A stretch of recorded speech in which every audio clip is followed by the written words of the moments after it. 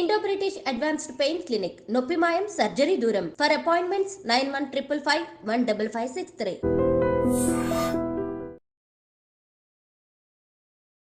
నమస్తే, welcome to I dream inside politics with కవిత.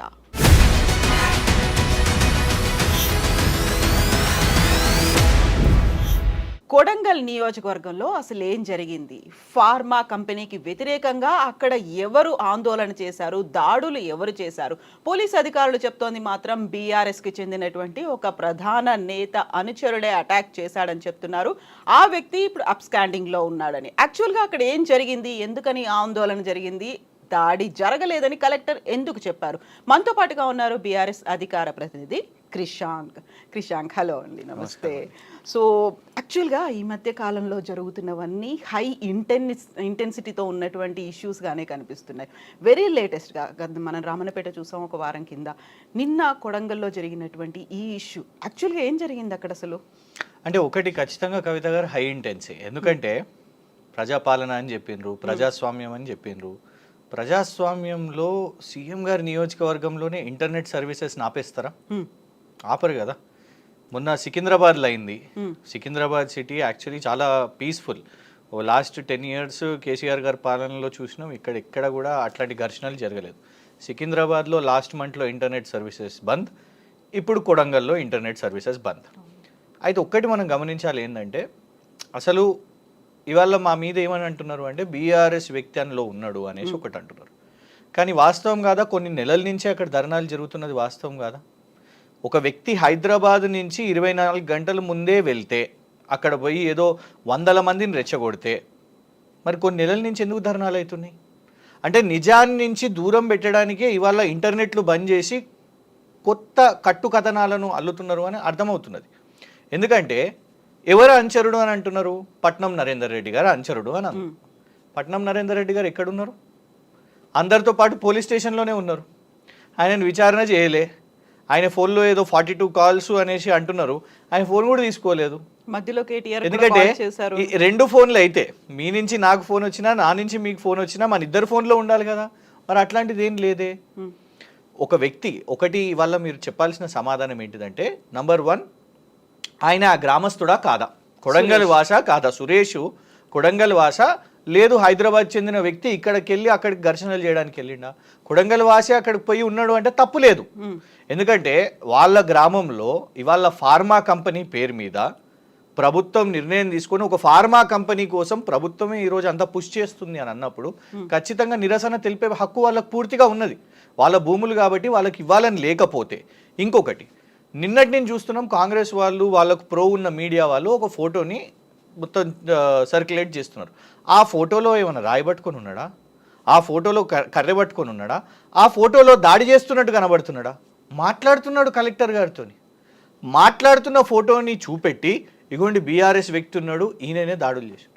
ఆయన ఒక్కైనే కాదు, ఆ గ్రామంలో ఎంతోమంది బీఆర్ఎస్ వాళ్ళు ఉంటారు. ఎందుకు ఉండరు? మీరు 3-4 గ్రామాల పేర్లు చెప్తున్నారు కదా ఎఫెక్టెడ్ ఏరియాస్ గురించి. బీఆర్ఎస్ సింపథైజర్లు ఉండరా? బీఆర్ఎస్ ఓటర్లు ఉండరా? బీఆర్ఎస్ కార్యకర్తలు ఉండరా? అట్లా అని వాళ్ళు రైతులు కాదా? అట్లా అని వాళ్లకు బాధలు ఉండవా? అంటే అసలు అజెండా నుంచి డైవర్ట్ చేస్తున్నారు కదా. ఇవాళ కాంగ్రెస్ వాళ్ళు తీసుకున్న వాదన, అన్ఫార్చునేట్లీ పోలీసు వాళ్ళు కూడా తీసుకుంటున్న వాదన ఎట్లుంది తెలుసా? సేమ్ కొన్ని సంవత్సరాల క్రితం సింగూర్ బార్డర్లో కూడా రైతులు అక్కడ ధర్నాలు చేస్తే వాళ్ళ ధర్నా ఒత్తిడికి సాక్షాత్తు నరేంద్ర మోదీ గారు కూడా వెనకడుగు వేసుకొని మేము ఈ చట్టాలను వెనక్కి తీసుకుంటున్నాం అని అన్నారు.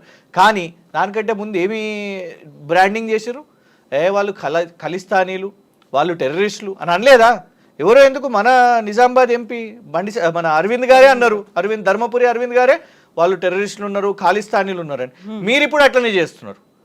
వాళ్ళు బీఆర్ఎస్ వాళ్ళు కుట్ర కోణం ఉన్న దీనిలో కుట్ర లేదు, పిట్ర లేదు, ఏం లేదు. ఇందులో ఆ రైతులకు ఈ ఫార్మా కంపెనీకి అమ్మాలని లేదు. మాకు స్పష్టంగా ఇందులో సమాచారం ఏమున్నది అంటే, ఇవాళ ఒక కాంట్రాక్టు, అమృత్ కాంట్రాక్ట్ ఏమో ఒకరికి, వాళ్ళ బావమరిది గారికి. స్వచ్ఛ బయో అని అమెరికాకు పోయినప్పుడు బ్రదర్ కంపెనీ అనుముల జగదీష్ గారి కంపెనీతోని 1000 కోట్లు.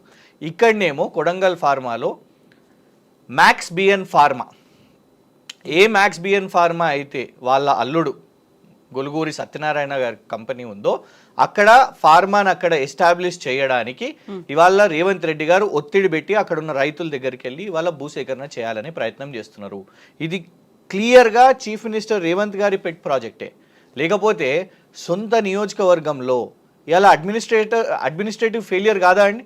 పోలీస్ సెక్యూరిటీ లేదు, కలెక్టర్ గారి మీద ఆ దాడి జరగడం నిజంగా కూడా బాధాకరం. కానీ దానికి కారణం ఎవరు? బాధితులు ఎవరు? ఇటు రైతులు బాధితులు, ఇటు కలెక్టర్ గారు బాధితులు. ఎందుకంటే కలెక్టర్ గారి మీద నిన్న తిరగబడ్డారు కాబట్టి వారు బాధితులే. కానీ రైతులు నేరస్తులా? వాళ్ళ భూమి కోసం ఇవాళ పోరాటం చేస్తున్నది వాళ్ళు నేరస్తులా? దాదాపు నాకు తెలిసి ఇప్పటికీ నంబర్ పెరిగిందో లేదో నాకు తెలియదు, లాస్ట్ నాకు తెలిసి 55 మందిని అరెస్ట్ చేశారు. అంటే ఒక్క సురేష్ వెళ్ళి 100 మందిని రెచ్చగొట్టి 55 మందిని మొత్తం సైన్యాన్ని తయారు చేసి దాడి చేసిన. నేను మనం ఎంతమందిని చూసినాం? దాదాపు 1000 మంది ఉన్నారు అక్కడ, విజువల్స్లో కనబడుతున్నారు. అంటే ఆ ఆవేశం వాళ్ళలో కనబడుతున్నది. ఎవరు దీనికి కారకులు? ముమ్మాటికి ముఖ్యమంత్రి రేవంత్ రెడ్డి గారే. He needs to think about his decision. కూర్చొని అక్కడ ఉన్న వాళ్ళతో మాట్లాడాల్సిన అవసరం ఉన్నది. వెళ్ళిరు కదా నియోజకవర్గానికి, పండుగకు, దసరాకి వెళ్ళిర్రు, రకరకాల పండుగలకు వెళ్ళిరు. వెళ్ళినప్పుడు కనీసం ఆ గ్రామంలో ఉన్న పెద్దలతోనన్నా ఏంటిది అనే ఇష్యూ అయినా మాట్లాడాల్సిన అవసరం ఉన్నదిగా. మీరు చెప్పిన ప్రజాపాలనకు పాపం వీళ్ళ దగ్గర మీ సొంత నియోజకవర్గంలోనే మీరు ప్రజలది వింటలేరండి. ఇలా వినకుండా వాళ్ళు రోడ్డు మీదకి వచ్చి పోరాటం చేసిన పరిస్థితి. ఇప్పటికైనా కనీసం తెలుసుకోవాల్సిన అవసరం ఉన్నది. వాళ్ళ మీద కేసులు పెట్టి రైతులను ఇబ్బంది పెట్టొద్దు.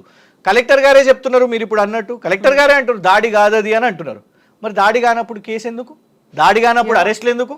ఇప్పుడు మన ఐజీ సత్యనారాయణ గారు చెప్తున్న దాన్ని బట్టి అయితే 28 మందిని అరెస్ట్ చేశాము అనే మాట చెప్పారు. అవాంఛనీయ సంఘటనలు జరగకుండా భారీగా బలగాలను అయితే పోలీస్ బలగాల్ని మోహరించాము అనేది. సురేష్ అనే వ్యక్తి కలెక్టర్ని తప్పుదోవ పట్టించి తీసుకెళ్లారు, ఇంకో ప్లేస్కి తీసుకెళ్లారు, అక్కడ ఆర్గనైజ్డ్గా అటాక్ అయింది అనేది చెప్తున్నారు. దీంతో పాటుగా బీఆర్ఎస్ పార్టీకి చెందిన కార్యకర్త, అతడి స్వస్థలం మణికొండ. ఇది కలెక్టర్ గారు ఏం మాట్లాడలేదు కదా, నిన్న మీడియాతో మాట్లాడింది మనం చూసినాం. మేము ఎందుకు అనొద్దు? పోలీస్ ఎవరి కోసం పనిచేస్తున్నదండి? రేవంత్ రెడ్డి గారి కిందనే పనిచేస్తున్నది. ఎట్లా తప్పుడు కేసులు వేస్తున్నారో మేము చూస్తున్నాము. ఇవాళ ఈ కొత్త నెరేటివ్ అంటే ఒక షేమ్ అయిపోయింది. సొంత ముఖ్యమంత్రి నియోజకవర్గంలోనే రైతులు తిరగబడుతున్నారు అని ఇవాళ జాతీయ స్థాయిలో అందరూ మాట్లాడుకుంటున్నారు. దానికోసం కట్టుకథలు అల్లడానికి ఇవాళ సురేష్ అనే వ్యక్తి తీసుకొని పోయిండు, ఇట్లా చేసిర్రు అని. కలెక్టర్ గారికి సమాచారం ఉండదా ఎక్కడ పబ్లిక్ హియరింగ్ ఉందో? కలెక్టర్ గారి బృందం, స్పెషల్ ఆఫీసర్ అక్కడ ఉన్నారు. కలెక్టర్ గారితో పాటు దాదాపు 3-4 వెహికల్స్ కాన్వాయ్ ఉన్నది. ఆల్రెడీ అక్కడ పోలీస్ సిబ్బంది కూడా, సరే ఆ స్థాయిలో పెద్ద సంఖ్య ఇప్పుడు 300-500 మంది కాకపోయినా దాదాపు 50-100 మంది ఉండే కదా. కానీ సురేష్ అనే ఒక వ్యక్తి కలెక్టర్ గారిని తీసుకొని పోతారా? చెప్పడానికన్నా కనీసం కన్విన్సింగ్ ఉండాలి కదా. కన్విన్సింగ్ ఏమాత్రం లేదు అది. ఎందుకంటే పబ్లిక్ హియరింగ్ని ఎవరు కండక్ట్ చేస్తారండి? గవర్నమెంట్ కండక్ట్ చేస్తుంది, స్పెషల్ ఆఫీసర్ కండక్ట్ చేస్తాడు, కలెక్టర్ కండక్ట్ చేస్తాడు. సురేష్ అనే ఒక వ్యక్తి కండక్ట్ చేస్తాడా? So it is absolutely not convincing. దీన్ని తప్పించుకోవడానికి వాళ్ళ police department failure in protecting collector గారిని ప్రొటెక్ట్ చేయడంలో, ఎట్ ద సేమ్ టైం రైతుల మీద ఇవాళ బద్నాం చేయడానికి ఇవాళ అటు రైతులు తిరగబడ్డారు. అందులో హ్యాండ్ పిక్ చేసి బురద జల్లాలంటే బీఆర్ఎస్ మీద సింపుల్గా బురద జల్లాలి, రాజకీయంగా ఇది జరిగిందని. ఇది వీళ్ళు చెప్తున్న కథలో ఎక్కడ కూడా కన్విన్సింగ్గా లేదు. అంత క్లియర్గా మీడియా ఉండే, నిన్న మీడియా కూడా ఉన్నది, అందుకే ఆ విజువల్స్ అన్నీ బయటికి వచ్చినాయి. ఇంతమందిలో కలెక్టర్ గారిని సురేష్ తప్పుదో పట్టించారు అంటే హాస్యాస్పదంగా ఉంది. ఇప్పటికైనా బీఆర్ఎస్ని అనడమో, కలెక్టర్ గారిని బ్లేమ్ చేయడమో, ఎస్పీ గారిని కూడా మనం ఏమని విన్నాము, ఎస్పీ గారిని సస్పెండ్ చేస్తారు అని కూడా వార్తల్లో వచ్చింది. ఎస్పీ గారిని బ్లేమ్ చేయడమో, ఇటు రైతులను బ్లేమ్ చేయడమో ఇది కాదు. దీంట్లో పూర్తిగా బాధ్యత, బ్లేము తీసుకోవాల్సింది కేవలం రేవంత్ రెడ్డి గారు. ఈ మొత్తం ఫియాస్కో దట్ ఒక అండర్స్టాండింగ్కి, ఒక రెజల్యూషన్కి వాళ్ళు రాలేకపోయినారు. కాబట్టి కొన్ని నెలల నుంచి జరుగుతున్న ధర్నాలో ఇప్పటికైనా కూడా ఇది ఇట్లా సాగదు. ఇప్పుడు రైతుల మీద వీళ్ళు కేసులు వేసిర్రు అనుకోండి, రైతులు ఎఫెక్టెడే అవుతారు. సురేష్ అయినా ఇంకెవరైనా కూడా ఒక వ్యక్తి ఇందులో అఫెక్ట్ కావాల్సిన అవసరం లేదు. సో దయచేసి రాజకీయం మానుకోండి, రైతులకు న్యాయం చేయండి. ఆ ప్రాజెక్ట్ని రోల్ బ్యాక్ చేసుకుంటారా, రైతుల పక్షాన్ని నిలబడతారా, వాళ్ళందరినీ కూల్ డౌన్ చేసి వాళ్ళతో మాట్లాడతారా, అది ఆ దిశగా కాంగ్రెస్ ప్రభుత్వం ఆలోచించాలి. ఇప్పుడు సోషల్ మీడియాలో ఒక ఫోటో తిరుగుతుంది. ఈ దాడి జరగడానికి కొన్ని రోజుల ముందే ఆ సురేష్ అనే వ్యక్తి వచ్చి కేటీఆర్ని కలిశారు, పట్నం నరేందర్ రెడ్డితో వచ్చి కలిశారు, కంప్లీట్గా అక్కడ జరిగేటువంటిది నిన్న ఆందోళనలో ఎలాంటి అల్లరి జరుగుతుంది ఇవన్నీ కూడా కేటీఆర్కు తెలుసు, ఒక ఆర్గనైజ్డ్గా జరిగింది అనే దానికి ఏం చెప్తారు మీరు? కవిత గారు, పట్నం నరేందర్ రెడ్డి ఎవరు? కొడంగల్ మాజీ ఎమ్మెల్యే. మాజీ ఎమ్మెల్యే. రేవంత్ రెడ్డి గారిని గతంలో మొన్న ఓడగొట్టిన ఎమ్మెల్యేగా ఉన్నారు. సో కొడంగల్ వాసి పట్నం నరేందర్ రెడ్డి గారిని కలవకపోతే డొనాల్డ్ ట్రంప్ని కలుస్తాడా? పట్నం నరేందర్ రెడ్డి గారిని కలుస్తారు కదా. నంబర్ 1. కేవలం సురేష్ ఒక్కడే కలిసిండా? కొడంగల్ రైతులు కేటీఆర్ గారిని కలవలేదా? ఎస్, కొడంగల్ నుంచి ఎంతోమంది రైతులు వచ్చి కలిసిండ్రు. అది ఓపెన్గా బహిరంగంగా ఉంది. కానీ అందులోకి వెళ్ళి కలెక్టర్ గారితో ఉన్న దాని విషయం మీద వాళ్ళు ఏం నేరం చేసిండు చెప్పండి. సురేష్ అయినా ఇంకెవరైనా కూడా వాళ్ళు ఏం నేరం చేసిండు? సురేష్ దాడి చేస్తూ కనిపించిన ఒక్క విజువల్ చూపెట్టండి, అప్పుడు నిజంగా మేము తప్పంటాం. సురేష్ కట్టె పట్టుకున్నా, రాయి పట్టుకున్నా, సురేషే వైలెంట్గా ఏదైనా బిహేవ్ చేస్తే అది తప్పు అని మేము అనొచ్చు. కానీ సురేష్ మాట్లాడుతూ ఉంటే, సమస్యను అక్కడ ఎక్స్ప్లెయిన్ చేస్తుంటే, ఎందుకంటే మొన్న చూడలేదా రామన్నపేటలో కూడా cement factory Ambuja cement, Adani సిమెంట్ని అక్కడ వద్దని చెప్తూ రకరకాల ప్రొటెస్ట్లు అయినాయి. కొందరు స్లోగన్స్ ఇచ్చిర్రు, కొందరు డయస్ మీదకి ఎక్కిండ్రు, కొందరు మాట్లాడుతుంటే ఆపినరు, కొందరు నల్ల దుస్తులు వేసుకున్నారు, కొందరు గో బ్యాక్ అదానీ అని కూడా ఇచ్చిండ్రు. రకరకాల ప్రొటెస్ట్ అయినాయి. అక్కడ ఒక ప్రొటెస్ట్ జరిగింది. అక్కడ మీరు అనలేకపోయారు బీఆర్ఎస్ ఇది అదని, ఎందుకంటే గ్రామం అపోజ్ చేస్తున్నది. మీరేం చేసిరు? అక్కడ చిరుమర్తి లింగయ్య గారిని రానివ్వకుండా అరెస్ట్ చేసిరు. ఇక్కడ కూడా నరేందర్ రెడ్డి గారు రాలేదు. ఇవాళ మీరు నరేందర్ రెడ్డి గారు తన నియోజకవర్గానికి వస్తే మీరు అరెస్ట్ చేసిరు, వెళ్ళనీయకుండా. ఎందుకు వెళ్ళొద్దు చెప్పండి? ఎందుకు పట్నం నరేందర్ రెడ్డి గారు వెళ్ళొద్దు? ఒక ఆపోజిషన్కి ఇప్పుడు ప్రజల్లో, రైతుల్లో ప్రభుత్వం సైడ్ నుంచి దెబ్బలు పడుతుంటే, ప్రభుత్వం సైడ్ నుంచి కేసులు అవుతుంటే ఎవరి వైపు చూస్తారు చెప్పండి? రైతులు ఎవరి వైపు చూస్తారు? ప్రతిపక్షం వైపు చూస్తారు, మీడియా వైపు చూస్తారు. మీరు రానివ్వకపోతే ఈ ఫోర్సెస్ డెఫినెట్గా కదా, గవర్నమెంట్ అదర్ సైడ్ ఎన్నో ఉంటాయి, ఎన్నో ప్లాట్ఫామ్స్ ఉంటాయి, ఆ ప్లాట్ఫామ్స్ని యూటిలైజ్ చేసుకుంటారు. ప్రభుత్వమే వినకపోతే మీడియాకి రావడం తప్పనంటారా? ఇలా మీరు అందుకే కదా ఇంటర్నెట్ కట్ చేసారు, ఎందుకంటే వాళ్ళ వాయిసెస్. ఒక మీడియా అక్కడ పోయినా కూడా రకరకాల కిట్స్ ఉంటాయి, 3G పెట్టుకుంటారు, అవన్నీ పెట్టుకుంటారు. అంటే ఈ సమాచారం బయటికి పోవద్దు. ప్రతిపక్షాల వాళ్ళు వస్తే వాళ్లకు బలం చేకూరొద్దు. ఆ ఇంటెన్షన్తోనే ఇవాళ మీరు నరేందర్ రెడ్డి గారిని, మధుసూదనాచారి గారిని, కార్తిక్ రెడ్డి గారిని, మొత్తం బృందం అందరూ అక్కడ చుట్టుపక్కల ఉన్న వికారాబాద్ ఎక్స్ఎమ్మెల్యే ఆనంద్ గారిని, వీళ్ళందరూ వచ్చారు కదా. వాళ్ళు యాంటీ సోషల్ ఎలిమెంట్సా? అంటే గతంలోనేమో మీరేమో మొత్తం ప్రజాస్వామ్యం, ప్రజాపాలన, ఎవరన్నా ఎక్కడన్నా నిరసనలు తెలిపొచ్చు అని అన్నారు.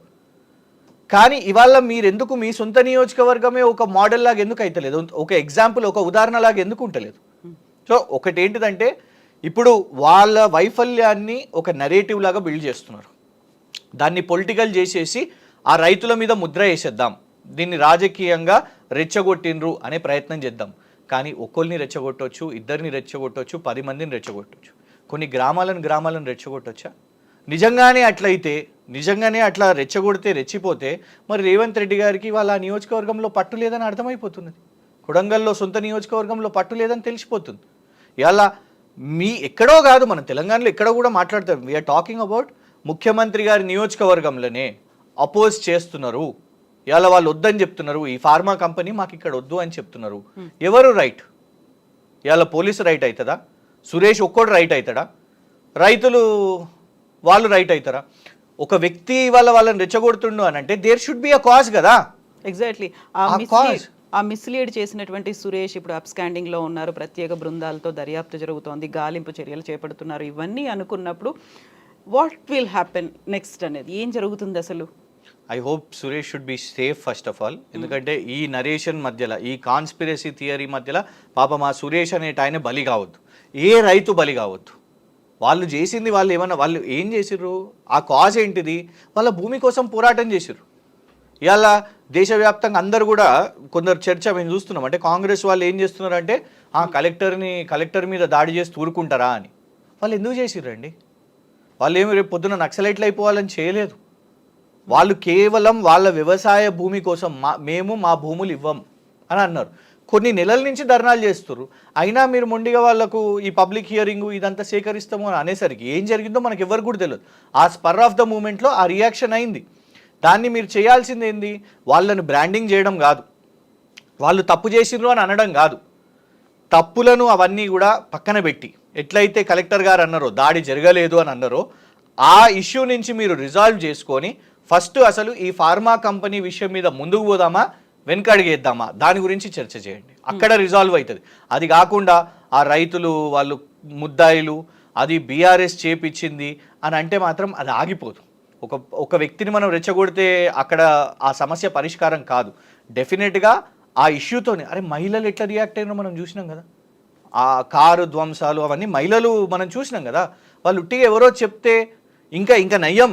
గతంలోలాగా మనం చూసినాం కొన్ని ఇష్యూస్ మీద మూసి ఇవన్నీ డిమాలిషన్స్ విషయం మీద ఏమని చెప్పారు, వాళ్ళు పెయిడ్ ఆర్టిస్టులు అని చెప్పారు. సంతోషం ఇందులో పెయిడ్ ఆర్టిస్ట్ అనలేదు, ఇందులో బీఆర్ఎస్ కార్యకర్తలు అనే నెరేటివ్ తీసుకున్నారు. కానీ పెయిడ్ ఆర్టిస్టులు వాళ్ళు రైతులు కాదు, వాళ్ళు ఇళ్ళ నిర్మాణము ఇల్లు కూల్చివేతలు కాదు అని ఇట్లాంటి డైలాగులు మనం చూసినాం, వచ్చినాయి ప్రభుత్వం నుంచి. ఈ సంవత్సరంలోనే శ్రీధర్ బాబు గారు మాట్లాడిరు, రేవంత్ రెడ్డి గారు మాట్లాడిరు. సంతోషం ఇళ్ళనన్నా మీరు పెయిడ్ ఆర్టిస్టులు అని అనలేదు, ఎందుకంటే వాళ్ళ బాధ కనిపిస్తున్నది కవిత గారంలో, వాళ్ళ తిరుగుబాటులో వాళ్ళ ప్రతిఘటనలో వాళ్ళ బాధ కనిపిస్తున్నది. వాళ్ళ హక్కులు చెప్పుకుందామని ప్రయత్నం చేశారు. అందుకే మాత్రం మనం ఆ రైతులను దయచేసి వాళ్ళని ఏదో యాంటీ సోషల్ ఎలిమెంట్స్ లాగా చూడడం అది కరెక్ట్ కాదు. Yes, thank you so much Krishank, thank you.